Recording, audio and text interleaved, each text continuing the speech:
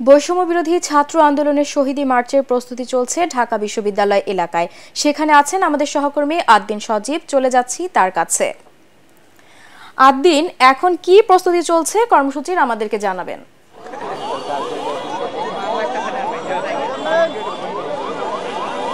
আপনি জানেন যে সার্জিস আলম একটা বিষয় পরিষ্কার করেছেন, ৩টা নাগাদ এটা শুরু হওয়ার কথা রয়েছে। তবে আমরা সমন্বয়কদের সঙ্গে আলোচনা করে যেটা তথ্য পেয়েছি যে এটা আরও কিছুটা সময় লাগতে পারে, অর্থাৎ ৩টা থেকে ৩:৩০ নাগাদ এই শহীদ মার্চ কর্মসূচি শুরু হতে পারে বলে আমাদের কাছে এরকম একটা তথ্য রয়েছে।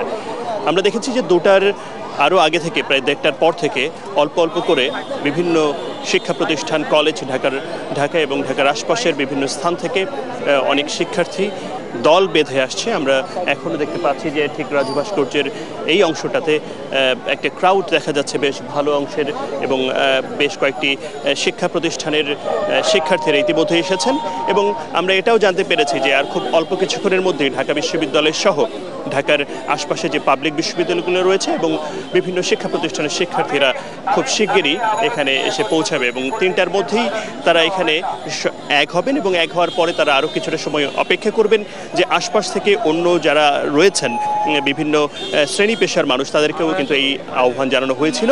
কেন্দ্রীয় যে কর্মসূচি রাজু ভাস্কর্য এরিয়াতে শুরু হবে, সেখানে এই যে গ্যাদারিং দেখছেন, এই গ্যাদারিংটা আরও কয়েক গুণ বেশি হবে বলেই আমাদের কাছে মনে হচ্ছে। এবং তারপর থেকেই আপনি বলেছেন যে Nilkhet, new market, science lab হয়ে কলাবাগান এবং জাতীয় সংসদ ভবনের এরিয়া, মানিক ভিউ এভিনিউয়ের সামনে দিয়ে ফার্মগেট, কাউরান বাজার হয়ে এটা আসে আবার শহীদ মিনারে, ঢাকা ইউনিভার্সিটি এরিয়ার শহীদ মিনারে শেষ হবে। এবং সেই বিষয়গুলো আমরা সবাই জানি। সমন্বয়কদের সঙ্গে আলোচনা হচ্ছে যে এই বিষয়টাকে তারা এভাবে করার প্রেক্ষাপট তারা কিন্তু ব্যাখ্যা করেছেন যে এই আন্দোলনকে কেন্দ্র করে হাজারো হাজারো ছাত্র নাগরিক তারা শহীদ হয়েছেন, এবং তাদের রক্তের বিনিময়ে আজকে যে বিজয় এসেছে নতুনভাবে বাংলাদেশে, তাদের কথা অনুযায়ী এই স্বদেশ হয়েছে স্বৈরাচার মুক্ত। সেই বিষয়গুলো সামনে রেখে তারা তাদের বক্তব্যগুলো পরিষ্কার করেছেন যে এটি বিজয় নয়, শহীদি মার্চ, এবং শহীদদেরকে স্মরণ করবেন।